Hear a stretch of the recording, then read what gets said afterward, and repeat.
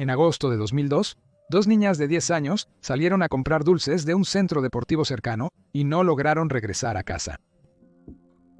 La extensa investigación sobre su desaparición, que acaparó los titulares en todo el Reino Unido, llevó a la policía a la puerta de un conserje de secundaria llamado Ian Huntley. A diferencia de muchos asesinos que cubrimos, su arresto no fue sorpresivo. Huntley era conocido por su violencia y tuvo múltiples problemas legales, muchos de los cuales se refieren al abuso de niñas pequeñas. Poco después de su arresto, Huntley fue juzgado y condenado por los asesinatos de Jessica Chapman y Holly Wells. Pero aún quedaban preguntas: ¿quién era Ian Huntley y qué lo llevó a quitarle la vida a dos niños inocentes? En este documental, buscamos arrojar luz sobre estas preguntas y más, mientras exploramos los asesinatos de Soham, el perturbador caso de Ian Huntley.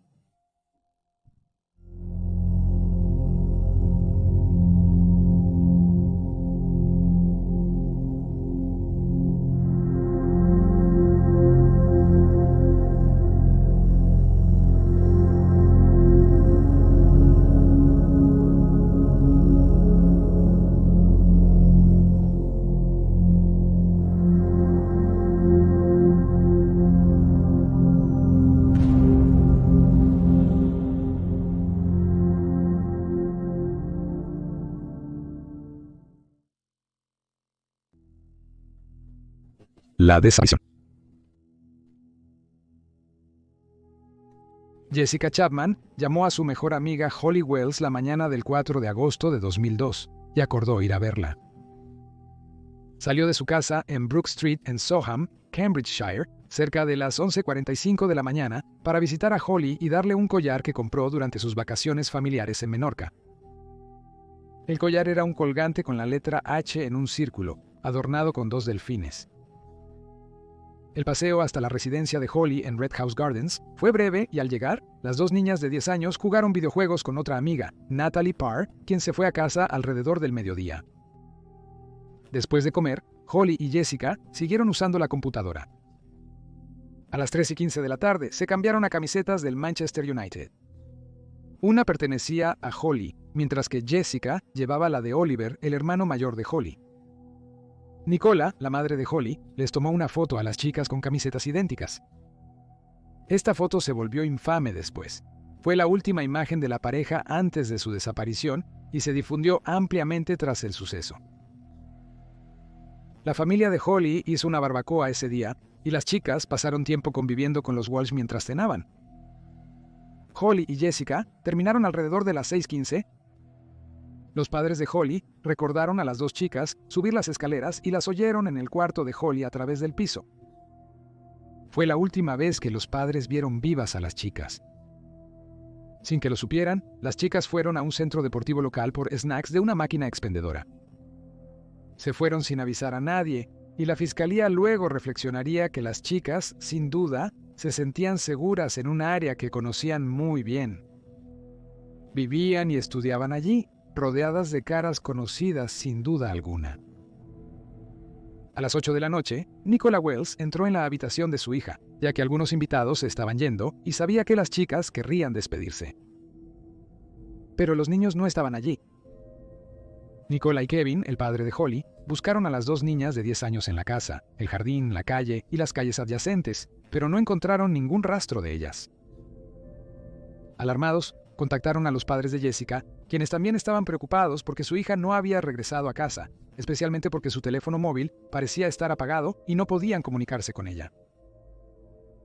Eran cerca de las 8:30 de la noche, la hora del toque de queda de las niñas. Los padres intentaron localizar a sus hijos por su cuenta, contactando a conocidos, pero no tuvieron éxito. Holly y Jessica fueron reportadas como desaparecidas a las 9:55 de la noche. Tras la investigación, varias personas vieron a las niñas juntas y también fueron ubicadas en las cámaras de seguridad, que mostraban cómo volvían sobre sus pasos varias veces después de salir de la casa de Holly. Los testigos las recordaron por sus camisetas de fútbol con el nombre Beckham en la espalda. Se las vio caminando por la calle Sand, cruzando el río Lode y en el centro deportivo del colegio de Soham. Se las vio caminando por la calle College a las 6:32 p.m. con los brazos entrelazados. Más de 400 oficiales fueron asignados a tiempo completo para buscar a los niños de 10 años, realizando investigaciones de casa en toda la ciudad. Cientos de voluntarios locales y personal de la Fuerza Aérea de los Estados Unidos, de bases cercanas, asistieron en las búsquedas físicas de los niños. Se publicó una foto de ellas, tomada poco antes de su desaparición, usando camisetas de fútbol rojas, junto con descripciones de cada una. Ambos conjuntos de padres dejaron claro que Holly y Jessica no solían hablar con extraños. El director de la escuela a la que asistían, la escuela primaria St. Andrews, expresó sentimientos similares diciéndole a los medios: el posible peligro de un extraño es algo que hemos inculcado a los niños desde Se entrevistó a todos los delincuentes sexuales registrados en Cambridgeshire y Lincolnshire.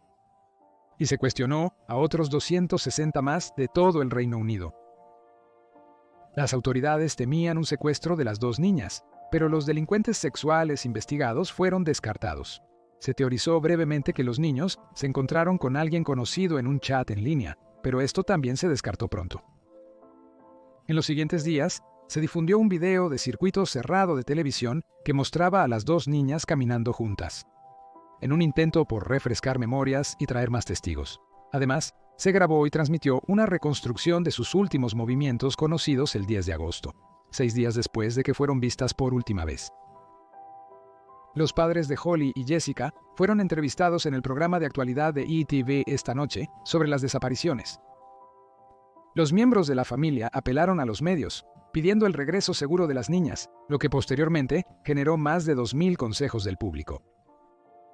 El 13 de agosto, los periódicos informaron que la policía sugirió que la desaparición de Holly y Jessica estaba relacionada con el secuestro de una niña de 6 años.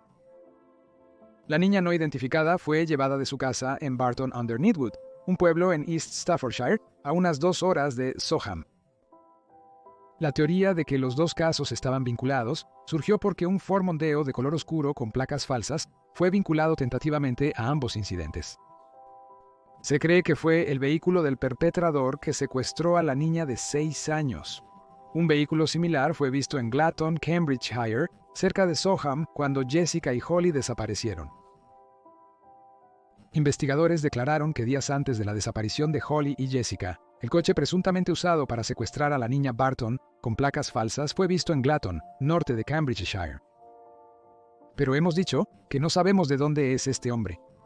Se realizó un perfil psicológico y geográfico del secuestrador, indicando que pudo estar bien preparado. Ahora podría estar operando en una amplia zona. Afortunadamente, la niña de 6 años fue descubierta 30 minutos después de que fue llevada y físicamente no sufrió daño alguno. Su secuestro se relacionó con un incidente previo en el mismo pueblo, donde una niña de 12 años fue perseguida por el conductor de un Ford Mondeo oscuro. Los detectives notaron que el Mondeo tenía placas de matrícula que habían sido robadas de otro vehículo en Nottinghamshire.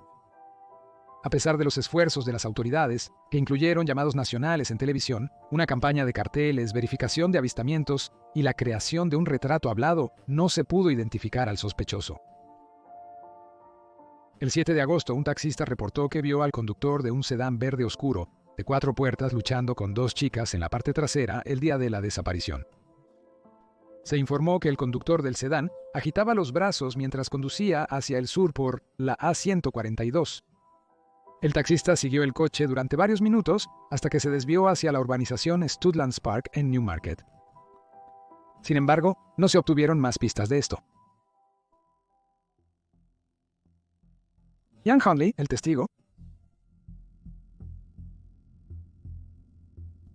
testigo más notable en la investigación fue Ian Hunley, conserje de secundaria de 28 años. Le dijo a los investigadores un día después de la desaparición de Holly y Jessica que tuvo una breve conversación con las dos en su puerta poco antes de que desaparecieran. Describió cómo las chicas habían preguntado por su prometida, Maxine Carr, quien era la asistente de enseñanza de las chicas, después de que lo vieron cepillando a su perro justo fuera de la puerta principal de la casa que compartía con Carr. Hunley dijo que las chicas estaban tan felices como Larry cuando habló con ellas, pero expresó arrepentimiento de no haberles preguntado a dónde iban. Según se informa, las chicas preguntaron si Carr había tenido éxito después de que ella solicitó ser asistente de enseñanza a tiempo completo en su escuela. Huntley les dijo que no lo había logrado. Luego respondieron, dile que lo sentimos antes de caminar por la calle College. Cuando fue entrevistado el 15 de agosto por un corresponsal de Sky News, Huntley dio una cuenta similar. Estaba en la puerta arreglando a mi perro, no conozco a las chicas. Ella había huido y regresó un poco desordenada. Simplemente se acercaron y preguntaron cómo estaba Maxine, y yo simplemente dije que no estaba muy bien, ya que no había conseguido el trabajo, y simplemente dijeron, por favor, dile que lo sentimos mucho, y se fueron caminando en dirección a la biblioteca de allá. Añadió que todo el mundo por aquí, y yo he estado hablando con mucha gente, y que su dicho es, ¿sabes? Mientras no haya noticias, hay ese destello de esperanza, y eso es básicamente a lo que todos nos estamos aferrando. Durante las próximas semanas, Huntley se insertó en la investigación varias veces, dando largas y detalladas entrevistas a la policía y a los reporteros. En una entrevista, analizó cómo las chicas podrían haber reaccionado ante un desconocido. Periodistas como Brian Farmer, quien entrevistó a Carr y Huntley, recordaron encontrar sospechosas las respuestas del hombre de 28 años. Cuando Farmer preguntó a Carr sobre el peligro de los extraños, notó que Huntley, quien aparentemente no conocía bien a las chicas, intervino para responder. Farmer recordó que pensaba que Holly probablemente se subiría al coche y se iría en silencio, pero Jessica no. Ella pondría una verdadera lucha y un gran esfuerzo. Observó que Huntley parecía agitado durante la entrevista y estaba sorprendentemente emocional. En una reflexión en 2022 sobre esta entrevista, Farmer afirmó que la descripción que hizo sobre cómo reaccionarían Holly y Jessica fue exactamente como reaccionaron. Anticipó su reacción, pues fue la misma que tuvieron cuando él las asesinó. Huntley también se ofreció a fotografiar a Carr con una tarjeta de despedida que le habían dado sus estudiantes después de que su contrato para su trabajo de asistente de aula no se renovó. Holly había firmado la tarjeta. Sin embargo, Huntley insistió en no ser fotografiado. Farmer señaló, me parece que la razón por la que la gente generalmente no quiere ser fotografiada es porque si su foto se publica, alguien lo reconocerá. Aunque no encontró a Maxine Carr sospechosa, agregó, sí pensé, bueno, si él no está diciendo la verdad, ella tampoco está diciendo la verdad. La policía encontró sospechosa la participación de Huntley en el caso, y una semana después de la desaparición de las niñas, los periodistas expresaron sus inquietudes a los investigadores. Además de rondar a la policía y a los reporteros, Huntley hacía preguntas sobre el estado de la investigación e incluso preguntó sobre muestras de ácido desoxirribonucleico. Un oficial notó 3 rasguños de 3 centímetros en su mandíbula que, según Huntley, fueron causados por su perro. En otra ocasión, según el Telegraph, Huntley preguntó a un detective chief inspector cómo el secuestrador de la niña recogería un mensaje de la policía dejado en el teléfono móvil de Jessica si la batería se hubiera tirado. Además, en 2 días diferentes, Huntley informó información falsa a los investigadores.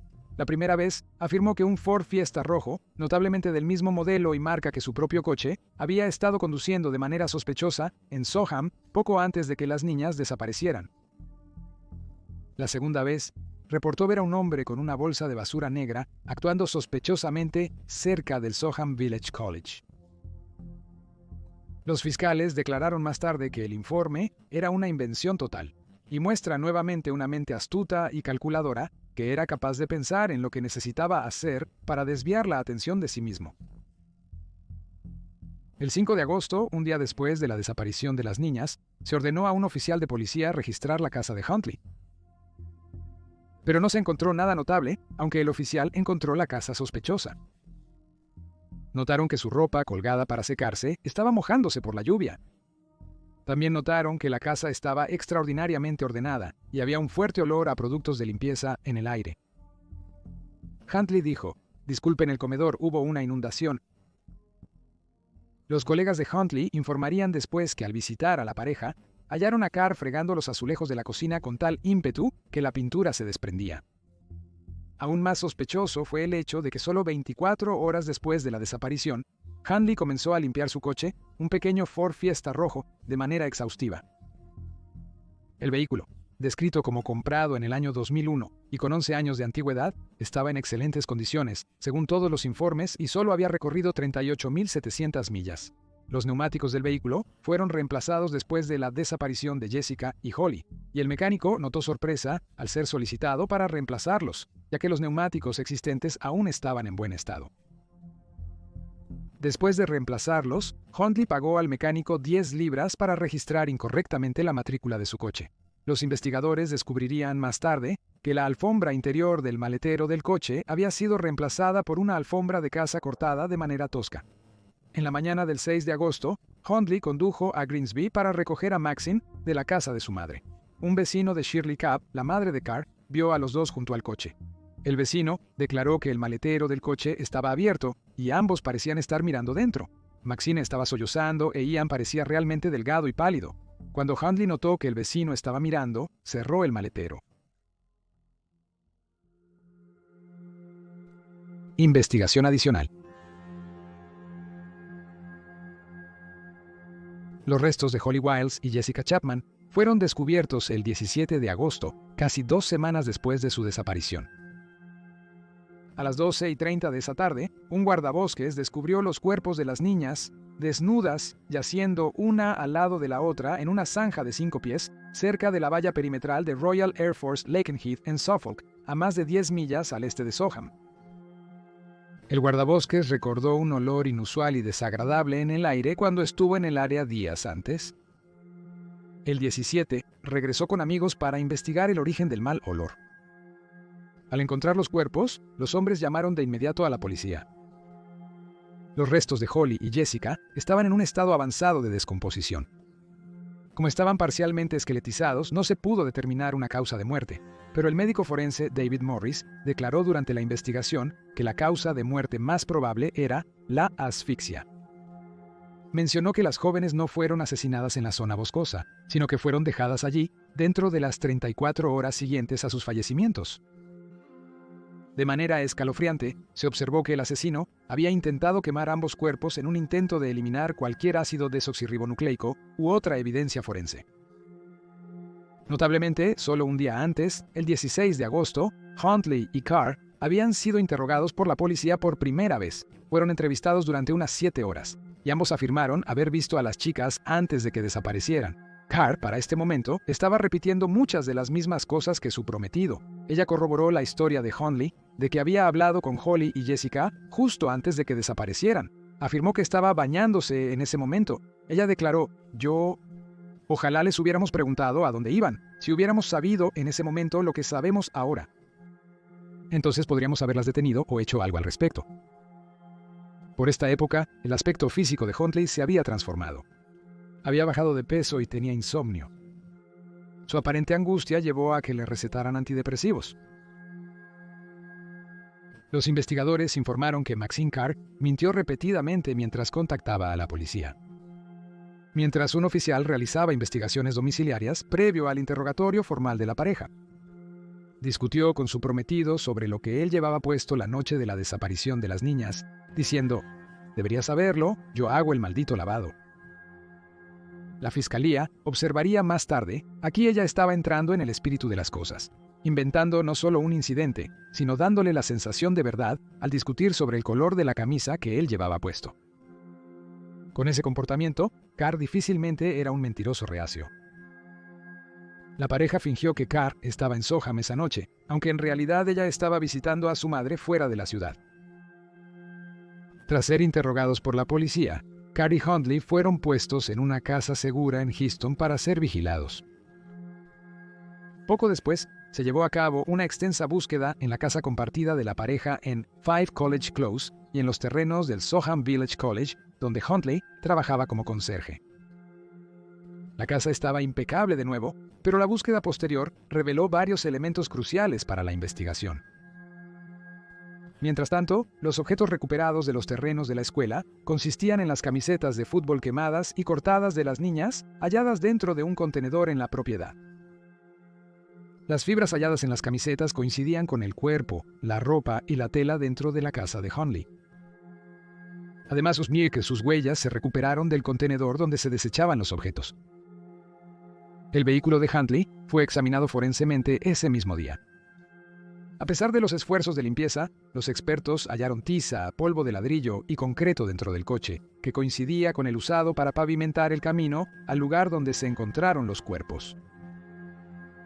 Aumentando aún más la sospecha, fue el hecho de que faltaba una cubierta del asiento trasero, y como se mencionó anteriormente, la alfombra en el maletero había sido reemplazada. La ecóloga forense profesora Patricia Wilshire también jugó un papel clave en la recopilación de pruebas forenses contra Huntley. Determinó que el polen encontrado en los zapatos y dentro de su coche coincidía con el que se encontró en la escena donde se encontraron los cuerpos.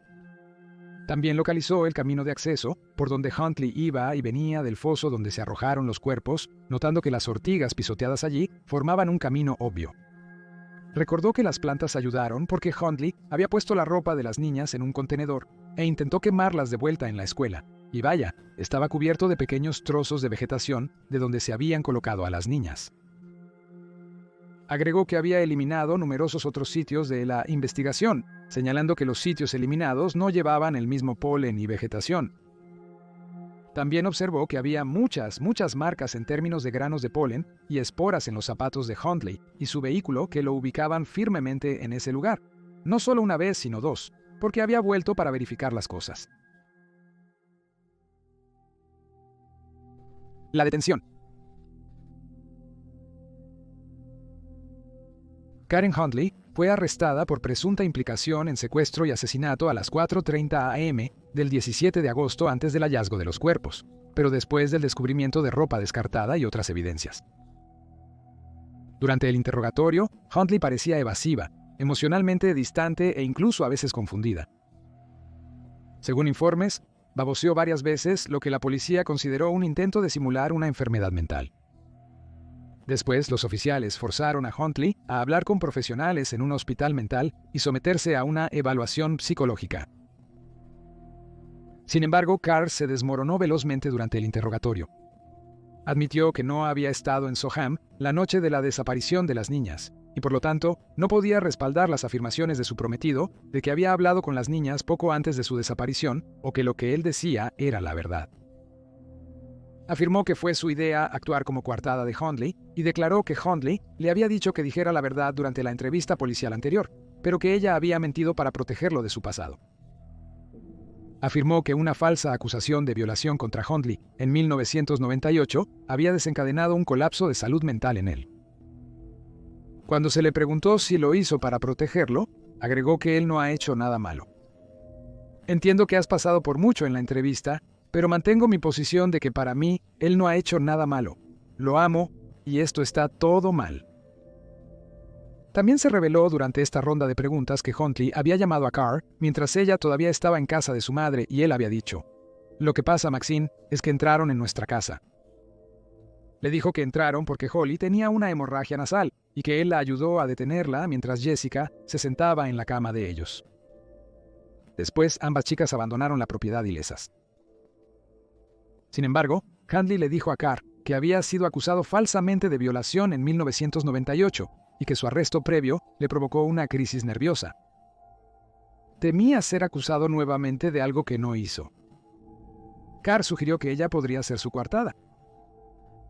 Cuando se le informó, sin embargo, de las numerosas pruebas que demostraban su culpabilidad en los asesinatos, incluyendo el descubrimiento de los cuerpos y la recuperación de sus huellas dactilares del contenedor donde se encontró su ropa, se informa que Carr estalló en lágrimas y gritó: "¡No, no puede haber sido! ¡No lo ha hecho!". A pesar de estas revelaciones, Carr continuó defendiendo a Huntley, con informes que la describen emocionalmente apegada a él. Posteriormente fue acusada de intentar pervertir el curso de la justicia. También fue acusada en 2003 con 2 cargos de ayudar a un delincuente. Mientras estaba en prisión preventiva en la cárcel de Holloway, preguntaba a menudo cómo estaba él y le escribía cartas en las que continuaba expresando su amor por él. Finalmente cortó contacto con él 4 meses después, en diciembre de 2002. Ian Huntley, el asesino. Ian Kevin Huntley nació el 31 de enero de 1974 en Grimsby, hijo de Kevin y Linda Huntley, una pareja de clase trabajadora de 18 años que se casó tras descubrir el embarazo de Linda. El padre de Ian era aprendiz de instalador de gas, y su madre ganaba muy poco trabajando en una imprenta. Con muy poco dinero entre ellos, luchaban para llegar a fin de mes. Linda renunció a su trabajo para ser madre de tiempo completo, por lo que Kevin tomó turnos extra para cubrir los gastos del bebé recién nacido. Pero la pareja no estaba del todo sola. Al principio vivieron con los padres de Linda, lo que les permitió ahorrar dinero mensualmente. Finalmente se mudaron a un alquiler en la calle Pelham en Ymington, al norte de Grimsby. Pero pronto la pareja concibió nuevamente. El hermano de Hundley, Wayne, nació el 16 de agosto de 1975. En su libro Más allá del mal, dentro de la mente retorcida de Ian Hundley, Nathan Yates describe al padre de Hundley como un hombre agotado por el trabajo, cuyo agotamiento lo llevó a ser un padre estricto y sombrío, con amigos que lo recuerdan como un individuo sin sonrisa, oscuro y apretado, con un aspecto severo, maduro para su edad. A pesar de ser un disciplinario intransigente, se decía que Kevin estaba dedicado a su esposa, algo que tenía en común con su primogénito, quien se puso celoso con la llegada de su hermano menor. Los amigos de la familia recordaban que Hundley era un puñado de problemas de bebé, estallando en lágrimas sin previo aviso, siempre gritando, llorando y queriendo a su mamá. Parecía hacerlo mucho cuando ella se ocupaba del más joven, como si no soportara que le prestara atención a Wayne.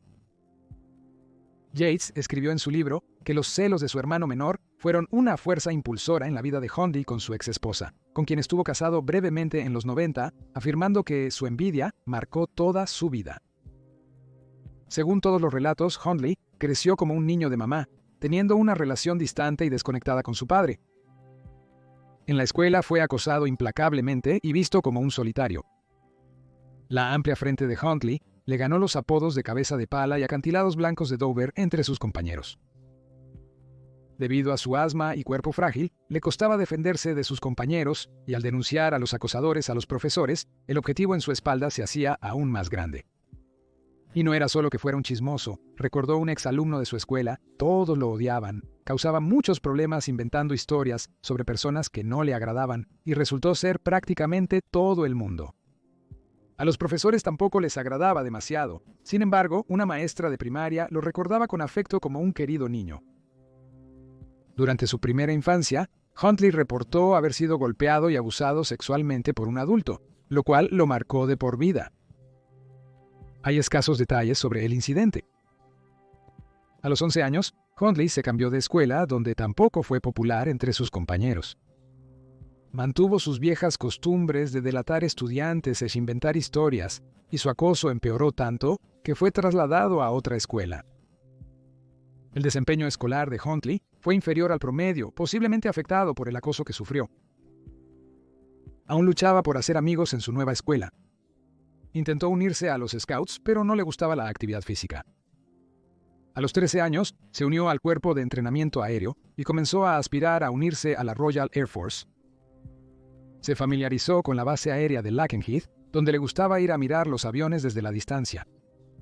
Este fue el sitio donde luego dejaría a sus víctimas. Pero Hundley dejó los cadetes después de aproximadamente un año, decepcionado por sus fracasos para establecerse en la escuela o en sus actividades elegidas, y supuestamente alimentando una necesidad insaciable de atención, intentó suicidarse tomando una caja entera de paracetamol mientras estaba solo en casa. Su madre lo encontró casi inconsciente y lo llevó al hospital, donde le realizaron un lavado de estómago. Hundley intentó suicidarse varias veces más, pero sus colegas lo vieron solo como un grito desesperado de atención. Desde pequeño, Hundley mostraba un deseo de actividad sexual y era considerado un depredador por sus compañeros. Tuvo a su primera novia cuando tenía 12 años y se jactó de perder su virginidad a los 14. Un compañero recordó que su estrategia con las chicas era seleccionar a las más jóvenes e ingenuas que encontrara y simplemente engañarlas. Les mentía para acercarse a ellas. Recuerdo a 3 chicas con las que salió en la escuela. Todas eran menores que él y las relaciones fueron breves. De adolescente, Hundley empeoró. Comenzó a torturar animales, buscando gatos o perros en las calles para maltratarlos. Un excompañero declaró: hacía cosas realmente enfermas. Ataba petardos a perros y gatos y los hacía explotar, o les echaba parafina y los prendía a fuego. Siempre presumía de ello, como si todos pensaran que era genial. En esa época, conoció a su novia Amanda Marshall. quien lo encontró coqueto y notó su confianza con las chicas. Cuando ella cumplió 16, la pareja se mudó a un piso juntos, aunque su relación comenzó a desintegrarse. The Scotsman informó que ella dependía de él para su autoestima, por lo que su necesidad de controlarla creció. Comenzó a decirle qué podía y qué no podía usar, y con quién podía y con quién no podía hablar. Tenía todas las características de un abusador promedio, obsesionado con imponer sus deseos dominantes. Una vez, Huntley la noqueó golpeándola en la cabeza con un taco de billar. Amanda finalmente se fue cuando descubrió que su pareja había estado llevando a casa a niños, la mayoría de los cuales tenían alrededor de 12 y 13 años, cuando ella no estaba allí. Pero después de que Huntley intentó suicidarse, ella volvió.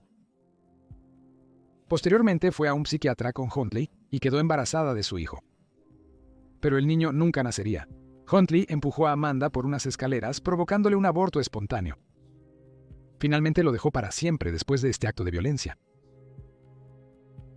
Huntley abandonó los estudios a los 16 años con 5 aprobados en los Certificado General de Educación Secundaria.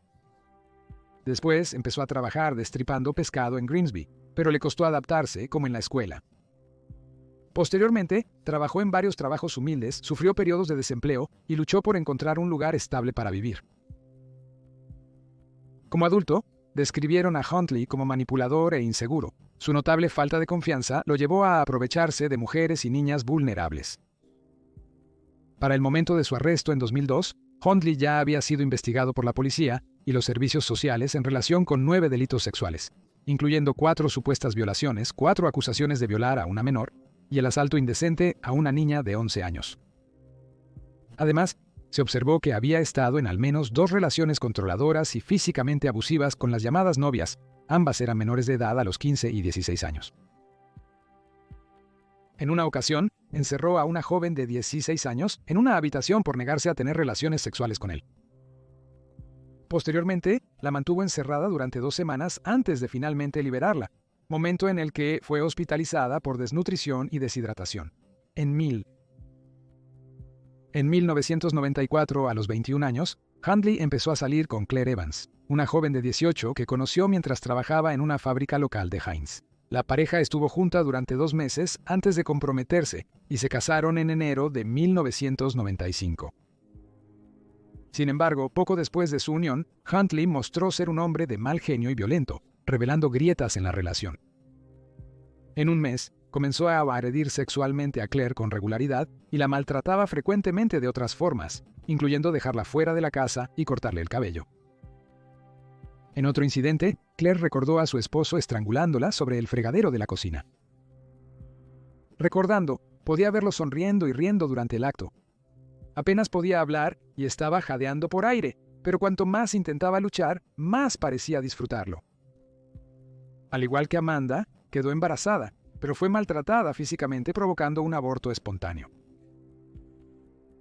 Cuando Claire dejó a Huntley, él afirmó que ella durmió con su hermano la noche de su boda, siendo esa la razón del divorcio. Tras el divorcio, Claire empezó a salir con el hermano de su ex, Wayne, y posteriormente se casaron una vez que Huntley firmó el divorcio. Wayne y Claire están divorciados al momento de escribir este documental. Tras separarse de Claire, Huntley siguió viendo a menores. La policía cree que antes de su arresto, él había tenido al menos 30 parejas sexuales, pero muchas de esas chicas no podían dar su consentimiento ya que eran niñas. Muchos que cayeron por sus encantos se sorprendieron al enterarse de su temperamento violento. En agosto de 1995, la policía fue llamada cuando el padre de una niña de 15 años acusó a Huntley de acostarse con su hija. Tanto la policía como los servicios sociales investigaron el caso, descubriendo a través de la misma niña que efectivamente había habido una llamada relación sexual. Sin embargo, la niña de 15 años se negó a presentar cargos, por lo que el caso fue desestimado. Aunque Huntley debería haber sido arrestado por relaciones sexuales ilegales, no lo fue. Si lo hubieran arrestado, la policía lo habría señalado más rápidamente como sospechoso sólido en el caso de Holly y Jessica, y tal vez lo habrían prevenido. En 1995, Huntley admitió haber robado a un vecino con su compañero de 16 años, pero como la policía no tomó notas adecuadas, la confesión fue declarada inadmisible en la corte. La víctima del robo siguió adelante con la presentación de cargos a pesar, dice, de los intentos de disuasión por parte de la policía, pero el caso finalmente se suspendió, dejando los cargos en archivo. Durante este periodo, Hundley siguió acosando a estudiantes jóvenes. La madre de una niña le advirtió que se alejara mientras hombres armados con bates llegaron de parte de otra con un mensaje similar. En 1996, Hundley conoció a Katie Weber, de 15 años, quien se enamoró de él. La pareja inició una supuesta relación y ella se mudó con él poco después de conocerse. Hundley le ordenó cortar lazos con sus seres queridos, abandonar sus estudios y trabajar, como era habitual en él. Un amigo notó que él trataba a la joven como una esclava, con un tono dominante y desagradable. Esto realmente la afectó. Era una chica brillante, pero él la forzó a abandonar sus estudios por un trabajo sin futuro. Reflexionando sobre su tiempo con Hundley, Katie recordó tener miedo de no hacer lo que él quería. Añadió: una vez que quedó claro que me gustaba y habíamos tenido relaciones sexuales, comenzó a tratarme como a un niño para intimidarme. Durante su relación, Katie sufrió abusos violentos. Después de una pelea especialmente grave en 1998 estando embarazada, huyó y llamó a su padre desde una cabina telefónica, ocultándose hasta que él pudo ir por ella. Katie dio a luz al único hijo de Hundley en ese año. En abril de 1998, Hundley fue arrestado bajo sospecha de violar a una joven de 18 años. Afirmó que el acto había sido consensuado y no fue acusado. Una joven de 18 años denunció que Hundley la violó en mayo cuando regresaba a casa después de una fiesta. Las imágenes de circuito cerrado de televisión de los dos en una discoteca local mostraban que interactuaban, pero se consideró evidencia insuficiente para presentar cargos. A pesar de no ser condenado, la reputación de Hundley como violador y depredador de niños comenzó a difundirse. A menudo era insultado por sus vecinos y finalmente perdió su trabajo y se vio obligado a mudarse con su madre. Además, se le prohibió interactuar con su hija o su madre. En junio, una niña de 12 años denunció a la policía que Hundley la había agredido sexualmente en septiembre de 1997. La convenció de pasear antes de agredirla sexualmente en un huerto. Logró escapar brevemente de Hundley, pero él la alcanzó y amenazó con matarla si contaba a alguien lo que había sucedido. Aunque se investigó esta acusación, nunca se acusó a Hundley en relación con el incidente. La afirmación de la niña de 12 años sobre una supuesta violación no se consideró creíble debido a que su nombre había aparecido en los periódicos 2 meses antes, lo que enfureció a su madre. El jefe de policía de Humberside en 2003, David Westwood, afirmó que los fallos del sistema y el error humano eran los culpables de por qué Hundley no había sido señalado como sospechoso en el caso de Holly y Jessica y por qué se permitió que un depredador sexual tan flagrante fuera sin enfrentar castigo durante tanto tiempo. Aseguró que los registros fueron borrados según la Ley de Protección de Datos, pero varios expertos discreparon con esto. Westwood abandonó una entrevista cuando se le cuestionó más sobre por qué Hundley había estado libre por tanto tiempo. Westwood fue suspendido por ordenar destruir registros de presuntos abusadores de menores no condenados, pero luego se anuló la suspensión. Notablemente, el director que contrató a Hundley para su puesto como cuidador secundario también fue objeto de escrutinio cuando admitió que no revisó ninguna de sus referencias antes de ofrecerle el trabajo. Además, no comprobó si era apto para trabajar con menores. Las consecuencias. Finalmente, Hundley fue declarado apto para el juicio, donde se declaró inocente de 2 cargos de asesinato. Declaró en el estrado que Holly se ahogó cuando él la empujó accidentalmente a la bañera y que sofocó a Jessica para detener sus gritos. El patólogo de la oficina de casa indicó que la idea era completamente implausible y que Holly difícilmente pudo ahogarse en la bañera por una caída. Señaló que Jessica solo pudo morir sofocada mediante una restricción forzada contra una lucha vigorosa. Hundley después le diría a su padre que mató a Jessica para evitar que pidiera ayuda con su móvil. Hundley, de 30 años al inicio del juicio, le dijo al jurado: desearía poder retroceder el tiempo. Quisiera haber hecho las cosas diferente. Ojalá nada de esto hubiera pasado. Me avergüenzo de mis acciones. Lamento lo sucedido. Acepto que soy responsable de las muertes de Holly y Jessica, pero no hay nada que pueda hacer al respecto ahora. desearía que lo hubiera. Siguió adelante como si nada, ya que sentía miedo y vergüenza por sus acciones. Por su parte, el juez lo describió como alguien que mostraba una crueldad persistente y un cinismo despiadado hacia Jessica, Holly y sus familias.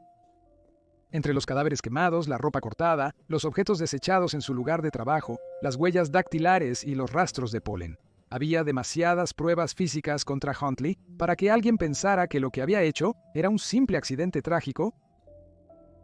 Los fiscales creían que los asesinatos tenían motivación sexual, una conclusión a la que llegaron después de conocer su estatus como presunto violador en serie y depredador de niños, y el hecho de que lavó sus sábanas justo después de la muerte de las niñas. Curiosamente, Carr le dijo a los investigadores que era inusual que Huntley mismo se hubiera encargado de lavar la ropa de cama, ya que normalmente era su trabajo hacer los quehaceres. Los asesinatos son considerados en gran medida un crimen de oportunidad, con un psicólogo criminal etiquetando a Huntley como un pedófilo depredador latente, quien atrajo a los niños a su casa simplemente porque se presentó la oportunidad. Tras 17 horas y 32 minutos deliberando, el jurado declaró culpable al acusado. Después, Huntley recibió 2 sentencias de cadena perpetua. No se considerará su liberación hasta 2042, cuando tenga 68 años, y podemos estar agradecidos de que este recurso casi seguramente será rechazado. Mientras tanto, a Maxine Carr se le imputaron 2 cargos por ayudar a un delincuente y 1 por pervertir el curso de la justicia. Se declaró culpable del último cargo, pero disputó los otros 2 de asistencia. Afirmó que solo había mentido a las autoridades para poder proteger a su pareja, a quien creía inocente. Fue declarada no culpable de ambos cargos de ayudar a un delincuente y fue condenada a 3 años y medio de prisión por pervertir el curso de la justicia. Cumplió 21 meses de su condena total y fue liberada en libertad condicional el 14 de mayo de 2004. Posteriormente, se le dio una nueva identidad y se trasladó a una casa segura. Se ha informado que en 2011, Kyle dio a luz a un hijo y en 2014 se casó. ¿Vive en un pueblo costero con ambos? Se afirma que su cónyuge conoce su nombre real y su relación con el caso. La propiedad de la pareja en 5 College Close fue demolida solo 2 años después de los asesinatos de Holly Wells y Jessica Chapman. Durante su tiempo tras las rejas en Her Majesty's Prison Franklin en Durham, Huntley ha sido atacado por otros reclusos, ha tenido numerosos problemas de salud y ha intentado quitarse la vida en más de una ocasión. Ha llegado a los golpes con personas como Peter Sutcliffe, el asesino en serie Mark Hobson y el ladrón armado Damien Fox. También se sabe que confesó el asalto sexual a una niña de 11 años en el huerto en 1997, cuyo testimonio se consideró no creíble cuando finalmente se presentó a la policía.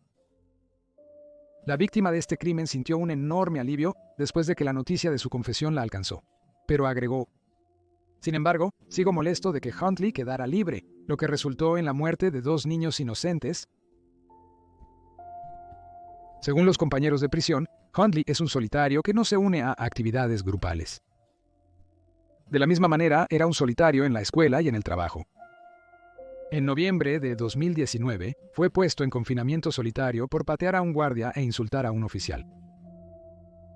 Aunque su patada fue calificada de patética, lloró al ser puesto en aislamiento. En ese instante, se le quitaron sus privilegios especiales. Perdió su trabajo de pintura de 20 libras semanales y se le prohibió comprar fish and chips. Las muertes de Holly y Jessica conmocionaron al Reino Unido y al mundo. Las chicas habrían estado en sus 30s en el momento de este video. Podrían haber tenido empleos, tal vez casadas, viajado, poseído sus propios hogares e incluso hijos. Pero esto fue brutalmente arrebatado por un monstruo cobarde y depravado que pasará el resto de su vida tras las rejas.